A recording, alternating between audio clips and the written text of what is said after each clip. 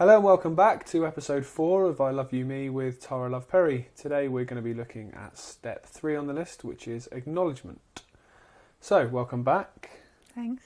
So this step kind of follows on nicely from the last one of owning your power and transformational decisions. Of you can't fix a problem unless you acknowledge there is one. That's the first that's a really obvious point, you know. Yeah. You can break that down to a simple aspect of life. You're ill, you're not going to get better until you know you've got something wrong with you. And I think a lot of people struggle to acknowledge that there's something wrong, especially when that something is something they've created. Which goes back to step 2 of taking responsibility. Exactly. This is why there's steps, Jamie. That's why they're in the right order as well. They're in the order that they need to be funny seen. that. It's almost like someone did that on purpose. I know. So acknowledging that you've done something, not necessarily that you've done something wrong, but possibly that, but you've created this environment that yourself where you're not happy or you're not fulfilled. I think that surely is a huge power, because if you acknowledge that you've created it, you're also then acknowledging that you can fix it. Well, but not do you think necessarily. that's twisted? No, so first of all, I don't know if people put those two together, that if I acknowledge I have a problem, therefore I can acknowledge that I can fix it. I think it's more like, I don't know how to fix it, therefore if I haven't got a problem, I haven't got a problem. No problem. Right. Right? Because I don't know how to fix it. So there better not be a problem, because I feel completely powerless, and therefore I don't even want to know that there is one, because I know I can't fix it. It's almost like, it's collapsed before it's even begun. Right? So it's like, okay, it's better to have no problem. But also it is that acknowledging there's a problem, and actually not, okay, I'm going to go and get a diagnosis of my problem by the expert, but I'm also, more than that, going to actually use my power of acknowledgement, like my power of making a decision, number one, a power to acknowledge, using all the tools in the bag that I have for acknowledging, and actually I'm just going to use them. And again, that's why there is steps, because in order for you to get to step 3, you have to have done step 1 and 2 first. You can't just go, I'm going to use step 3 today and think that it's going to work. It's like saying, I'm going to make a cake with only eggs today and it's going to work. It's like, in order to make that cake, you need to put the ingredients in the bowl and mix them together and do it in the right way. And you need all of the ingredients in the bowl to be able to do it, to make the cake. Right? If you miss one out, it's not going to work. So you have to have gone and done step 1 first, which is breathe and connect and engage with yourself and your source. That enables step 2 really wonderfully. Right? It becomes very simple from that place. Instead of it being a head decision, it becomes an internal, something else, higher intelligence decision that's happening, which will be transformational. And then it leads you on to the next part very gracefully about, now I get a sense of how I can acknowledge. So it makes acknowledgement a doable thing, rather than from stone cold blank, I am not seeing it, I'm going to be in denial, to I'm going to see the real truth, no thanks, shut the door. Yeah. Does that make sense? Yes, it does, yeah. Because that's the fear. When you said, I've got a problem and I have to take responsibility for it, I started feeling, I think, what a lot of people feel, which is like, I don't want to see the problem then, because I don't want to take responsibility. I don't want to have to come up with the answers. I don't know the answers. So everyone can just come back to breathing and go, no, there's a process to getting there. Just go with the process. See, I feel like I must be the anomaly then, because if there's a problem that I feel I've created, I prefer that, because I don't think you're alone in that. I just think not everybody feels that way. No. But if you do feel that way, surely that's a power. Of course it is. Because you're not then thinking, well, this problem that X, Y, and Z, God's created. Yeah. I can't influence that. I mean, look at him, he's all powerful. What can I do about it? God doesn't want me to have that problem exactly. solved. Whereas, look at my parents, you see? God wanted me to suffer. Exactly. Whereas, like, I think I use the example of when the same things keep happening in your life. So, for example, say, and that's when you have to look in the mirror. And I think a lot of people do eventually, but it's how dark do things get before you do that. And I think people really like it to be super dark before they do that. Yeah. It's like the pain has to be so bad. You know, it's a bit like having a fire alarm going off in your house. And so it's telling you, the alarm bell's ringing, something's wrong. I know, I'll just smash the fire alarm. Then the problem's gone. Yeah. You know, or I've got a pain in my body, I know, I'll take a painkiller. Or I've got an emotional pain, I know, I'll just have a drink. Right? It's like, that's the level that I think the majority of people work on. They do. However, if you have a car and something's wrong with it and it stops working, you find out what's wrong with it, you fix it, your car works. And it can be, exactly like you said, it can be that simple. That it's not going to be the end of the world to go, oh my God, the carburetor's broken, oh my God. You know, it can just be like, that's how it is. That's the state of the play. Okay, now I'm empowered to do something about it. Do you think that analogy, though, people would say, okay, well, but fixing a car is easy because it's self-explanatory how you fix a carburetor. You take it out, you put a new one in. Not for me, is it? But with emotions, it's a minefield. To many people, we're taught that dealing with mental health or dealing with psychological fulfillment, all of those things is so complicated. We've been taught that. You're right. Yeah. Is it true? No, I don't think it is at all. I don't think it is Do at all. kids find it emotionally difficult? No, not. I mean, kids, I think, are a perfect example just to observe and see how we should be living in that respect. As you talk about, kids don't see racism. Kids don't see so many things that we are then engineered and conditioned to believe later in life. Kids don't think that. You know why I think this is a lot of it's really gone wrong?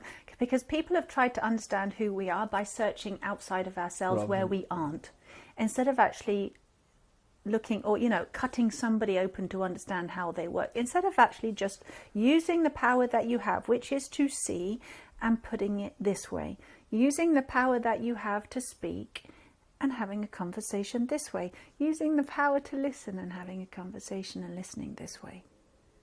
It's that simple. It's literally a no-brainer. Yeah. And people look for the complicated. They think answers lie in the complicated, and it really isn't. No, it's very simple. Why would you look for an answer where the answer isn't? Yeah. That's stupid. It's very simple. It's very simple when it's broken down. My big realisation was probably when I was about 17, 18.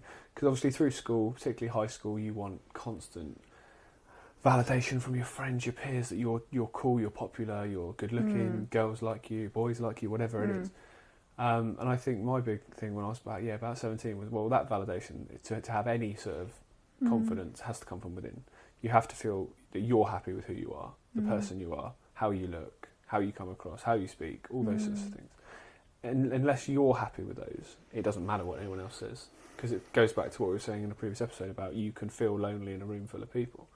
How many people that go from relationship to relationship to relationship do that purely to feel some kind of validation from somebody else? Filling the hole from someone else. Reality TV stars are probably the biggest example of that. They need these Instagram followings. They need these people screaming their names because that's the only way they feel alive or secure. And again, it's the junkie hit. It is the junkie hit. It has become an addiction.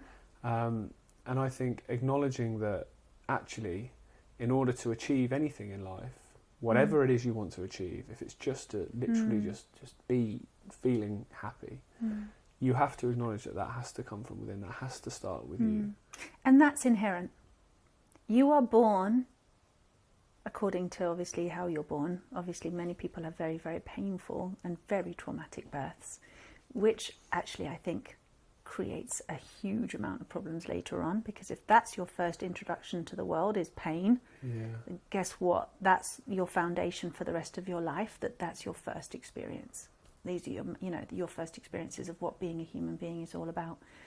However, inside every single human being is the exact same innate presence, isness, reality of a natural state of unconditional love, a natural state of happy being that only stops being happy and loving when something comes along and interferes with it. And you see this in a little kid. As long as they're, fed and they don't have dirty nappies, they're happy. Right? Happiness is just a state of being. They are happy.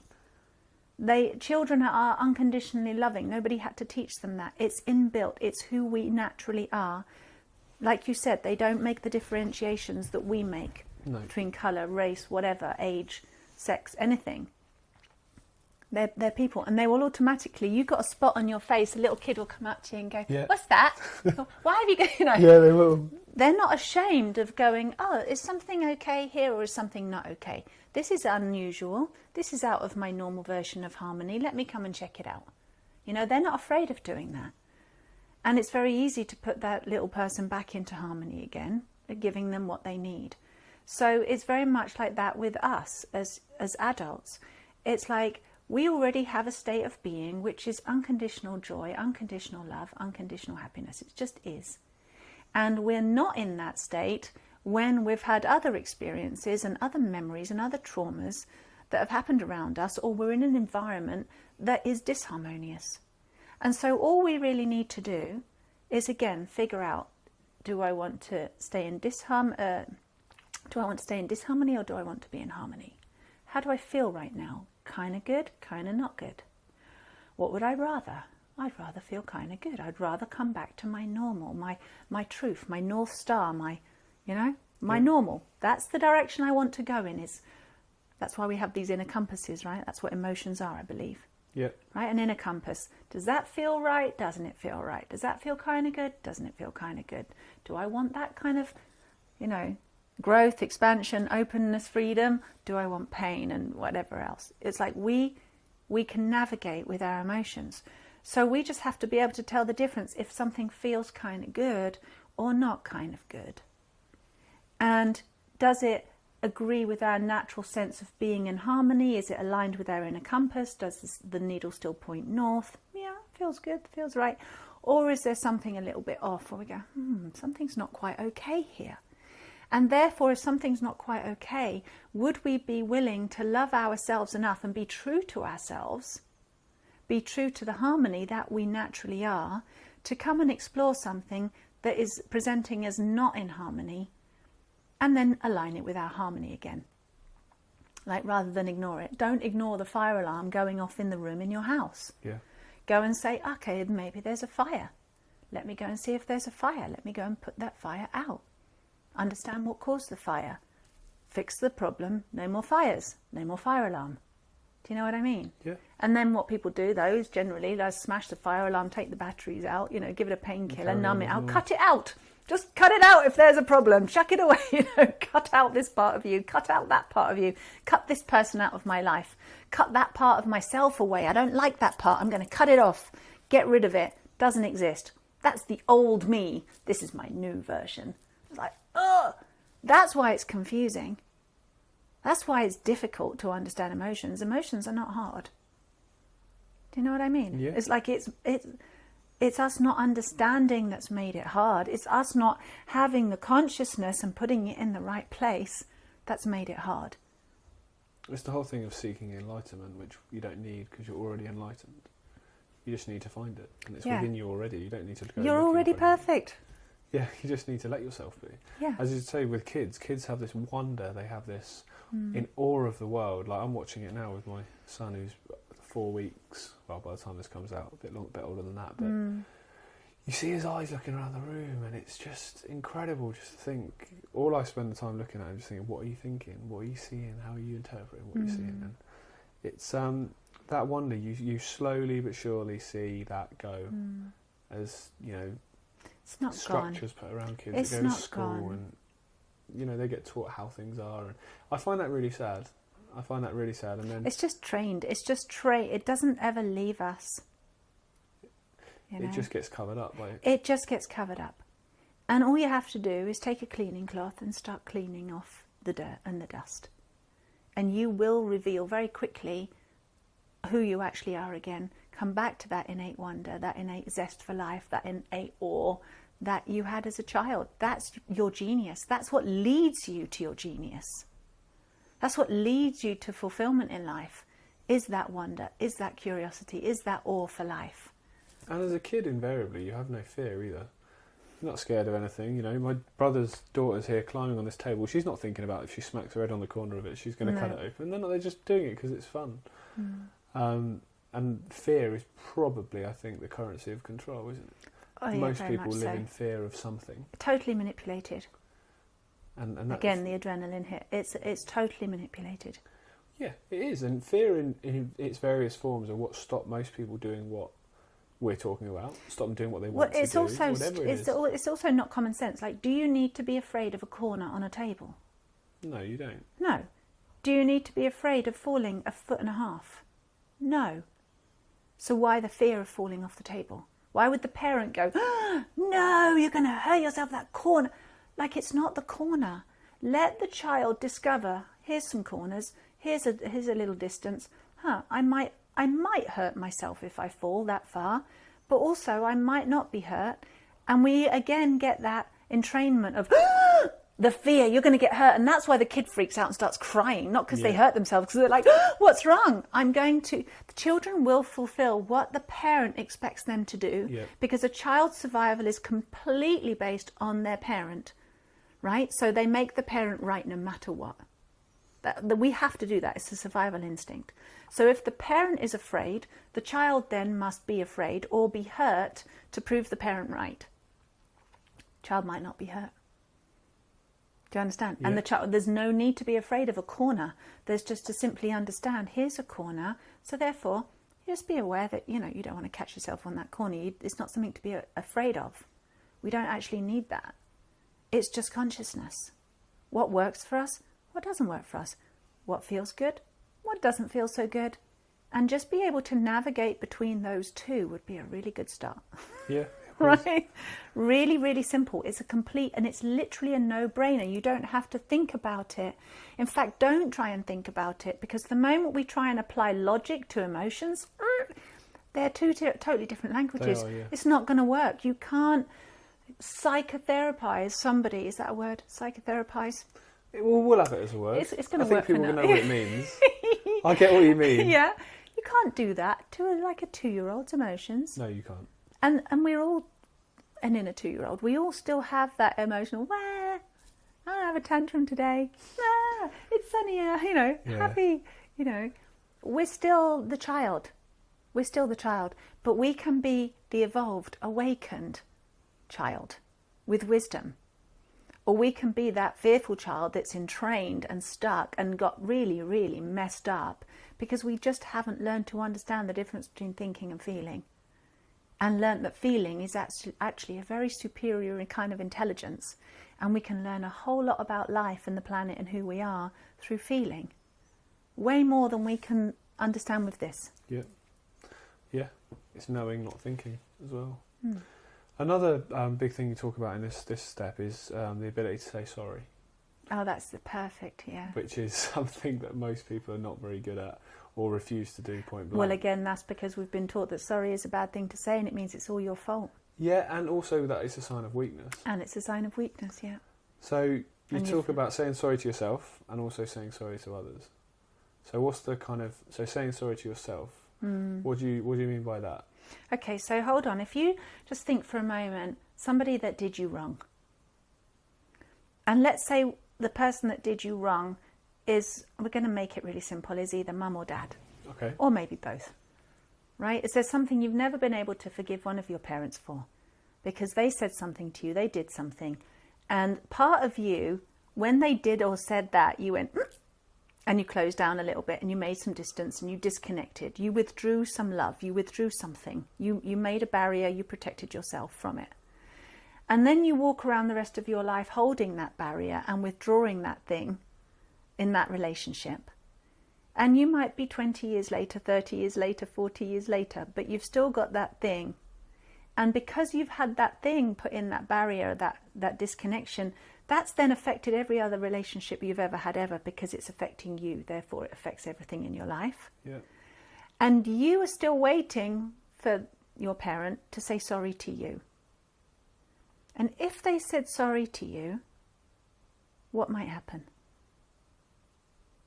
Just for an example, what might happen if that was you? You might let go of what that you've been holding on to. Might you be willing to just go, okay, anything, you know, what else? Yeah. Maybe I'll put my barriers down. You start saying sorry to me. So how many of us are waiting for someone else to say sorry to us? Yeah. Right? And if they did say sorry, what would happen? And is it worth waiting another 20 or 30 years, or perhaps it never happening, of that person saying sorry to us? Is that a good use of No, time? it's not. No. It's harbouring on to regret and, what's the word I'm looking for? It's completely Resentment. Resentment, that's it. It's holding on to that, which resentment is just, even if you believe in the basic 5 senses, resentment is toxic. It's ugly. It's ugly, it's toxic, as is guilt, as is shame, and all of those things, jealousy, envy. But resentment, who does that help? Exactly. It so if eats you're away at you. Exactly. I liken it to dry rot in your basement. You know, you've got dry rot in your basement, or damp in your basement. You're crumbling the foundation. The whole foundation of your house is going to fall. Exactly. And so if we have resentment, and everyone's going to be going, oh, yep. How many people do we resent? Usually it's mum or dad or both. And then after we've resented mum or dad, then we'll chuck other people in that toxic basin of resentment, because we're carrying resentment and it becomes magnetic. And it starts to become part of who we think we are, and we don't know who we are without it then. And it just, and you're totally right, it completely eats away at your foundation. And actually, so instead of walking around feeling hurt, victimhood, resentment, you know, poor me, finances are suffering, relationships suffering, self-worth is suffering, you know, everything is suffering, poor me, it's their fault. Yeah. You know, and you're the one waiting for them to say sorry to you. Probably don't even realise we're waiting for somebody to say sorry. That's the thing. We're waiting for somebody to acknowledge our pain. Yeah. Every single person on this planet, I would bet my, World Bank on it. Every single person on this planet is waiting for some kind of acknowledgement of their pain from somebody. And when you trace it back, it's usually mum, dad, or God. Yeah. Right? Because we want our pain to be seen and validated, because until it is, we can't start healing. And if somebody else doesn't validate it, then we just go around with our pain for the rest of our lives. And so it's like, when is a good idea? When is it a good time to actually validate your own pain? Become very real, open the doors to the consciousness, realize what you're carrying around inside of you. You validate yourself. I'm sorry, me, that happened to you. That wasn't very nice. And maybe that sounds really patronizing. I'm talking in a really but we want that kind of poor you, don't we? Poor you. Yeah. Aww. It is the sympathy. Yes, poor me, poor me. And it's not even, it's the sympathy, but it's more the empathy and the acknowledgement for somebody to really understand. There's nothing worse than someone going, yeah, I understand your pain, brother, because my pain, actually, this happened to me when I was blah, blah, blah. And you're like, no, I've lost it again. No, yeah. Right? Your That point. person's not listening.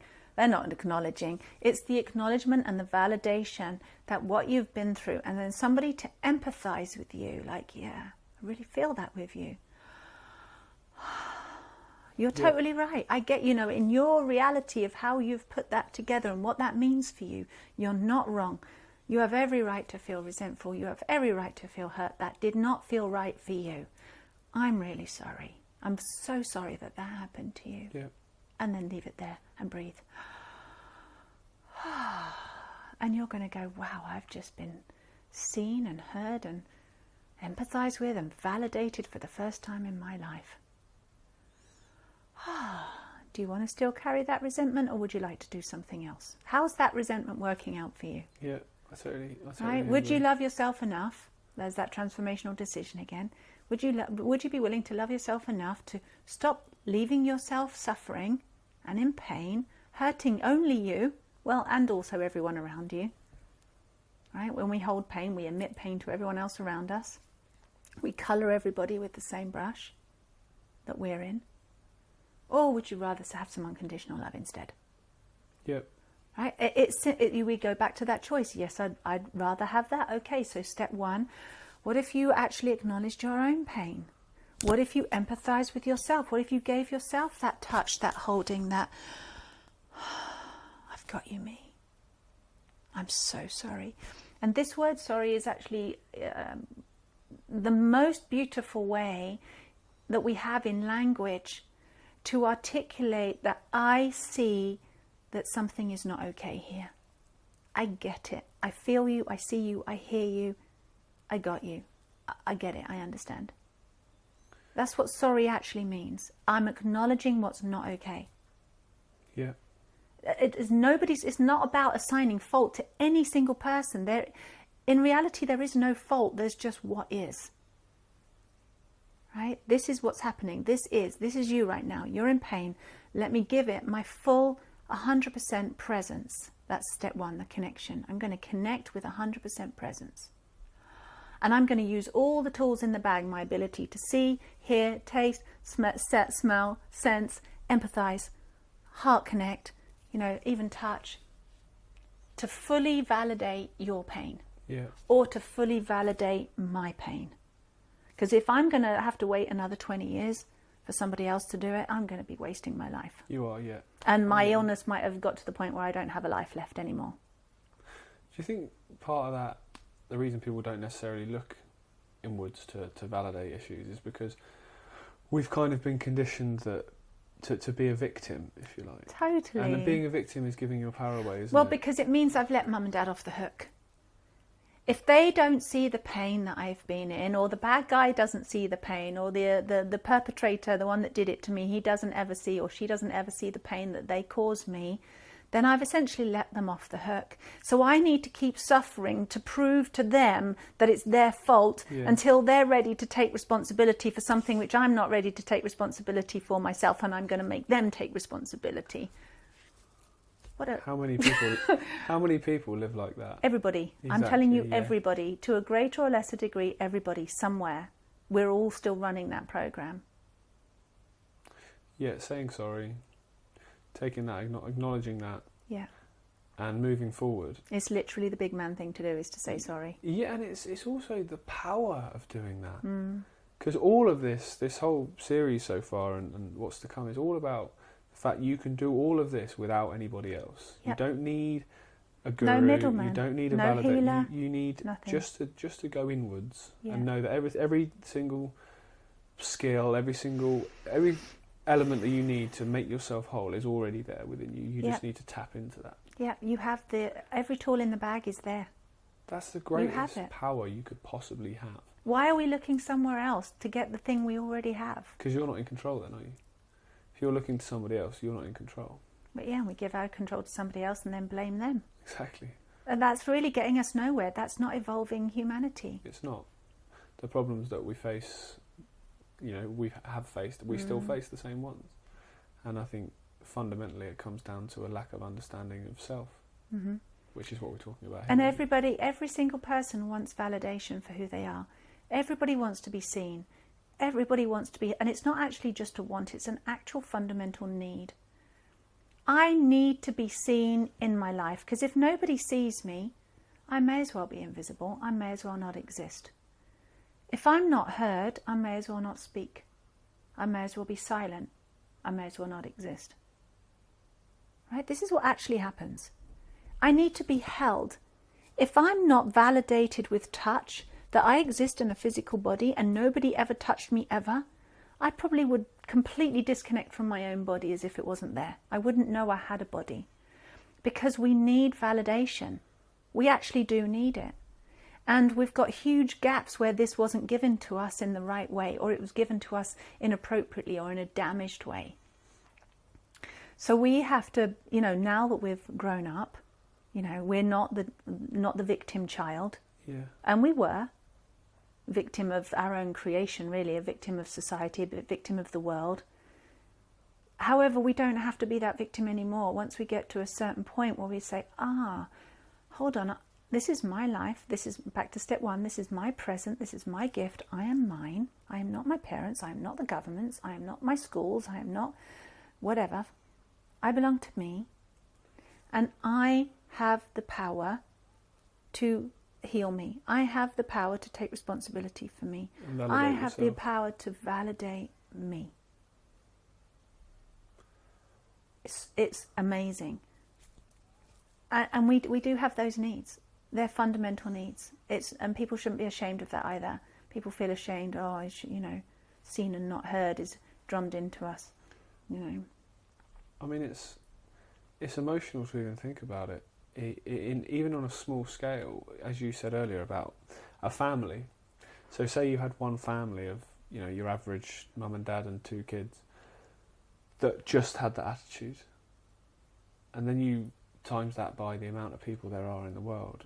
Mm-hmm. What would the world... I think it's almost even for us who this topic is normal. It's very much accepted and talked about often.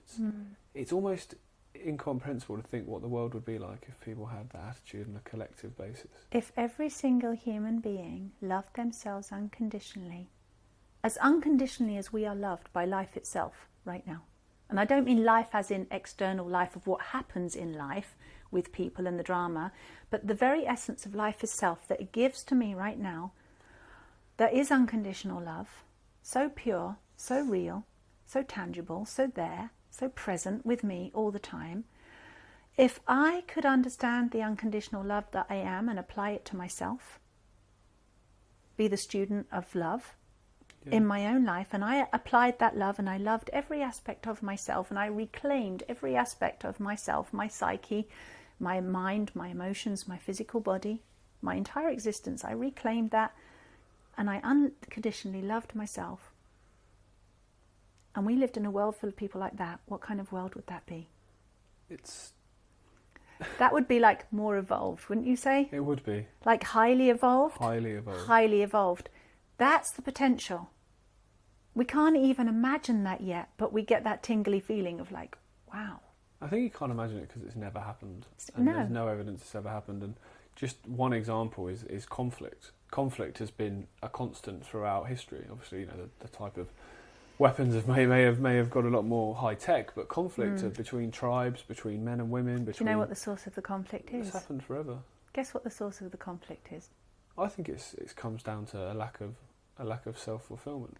If you dial it all back, every single conflict, every single pain in life is caused by somebody who didn't feel loved enough.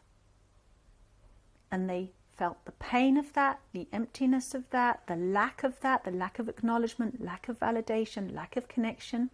Right? Step one, lack of connection, lack of empowerment, everything that brings. So then therefore they have pain and then they go and take it out on somebody else. Yeah. It's your fault. You're going to pay for that. That's what pain and conflict is in the world. So remove the cause of the problem. And come and go, okay, the problem is there wasn't enough love in the right way at the right time by the right person with the right words. Okay, who else knows how to do that for you, Jamie? Who else knows how to say the right thing at the right time? No one. Don't we say, if only you'd have said blah, blah, blah, blah, blah, when blah, blah, blah, blah, blah, and you gave me a blah, blah, blah, and you touched me like this, then I would have forgiven you and there wouldn't be a problem. Exactly. So it's like, well, if you know that so well, go and give it to yourself. You be the boss. You be the boss of you. You own you. You love you. Don't make it somebody else's job. And, it is a massive big deal. There's a lot of drops in the ocean to bring into harmony, right? There's a lot of elements in that to fix and to heal. However, the impact that gets made just by beginning, just by having a presence and that awareness to say, okay, I'm going to now choose to love myself and to undo all my pain by simply giving the thing that I needed in the first place, which was love. You're onto a winner right there. You make a massive shift right there. And you can actually accomplish a great deal in a very short space of time. I've had people come and they've said, Tara, I've done 10 years of therapy. I come and I have an hour with you and it's worth more than the 10 years of therapy. And I'm just simply helping that person love themselves. And it's a no-brainer and it's easy. That's we're going to talk about that a little bit more next time as well, about true release, letting go, and that ties in very well with the resentment side of it. Because if you let things go and you move on and you truly release the things that have happened to you that you don't like, then you're not going to have resentment. Well, first of all, it's about coming back to that decision. Like, first of all, take a breath. Hello, me, that feels resentment. Okay, there I am. I'm going to connect to the resentment. Yep, here it is. It feels horrible. And then, am I going to take responsibility, or am I going to continue to feel resentment, or am I going to say, actually, I'm going to choose love instead. I would rather feel loved than I would carrying around resentment. Is that going to work out better for me? I think it is. I'm going to choose love, right? You make that second step. Third step, I'm so sorry, me, that you're full of resentment because blah, blah, blah, blah, blah. And you get it all out, get it, like, air the emotions. Unaired emotions are what cause all the problem. Oh, massively. All right? It's like they're going to just sit there getting slimy and mouldy and disgusting without any oxygen. You need to put air into water. You need to put oxygen into water. You need to put breath into emotions to come back to life, to come back into flow, come back into harmony. Air everything. Put it all out. Better out than in, right? Exactly. Literally, get it out of your system. Oh, you're going to feel so much better. And then you can go to the next step. But you can't go to the next step unless you've fully acknowledged everything that's not okay first. Does that make sense? Yes. So, and you have to make the decision that actually you want to acknowledge and you want love instead. you can't do that until you can't let anything go until you acknowledge what it is that you're letting go. Yeah. So that's why they have to be in the order. Yeah. Right. Well, I'm looking forward to chatting about that next. Thank you very much for watching this programme. I hope you're enjoying the series and as much from it as I am sat here listening to this. So we'll see you next time where we'll be talking about the true release. Bye for now.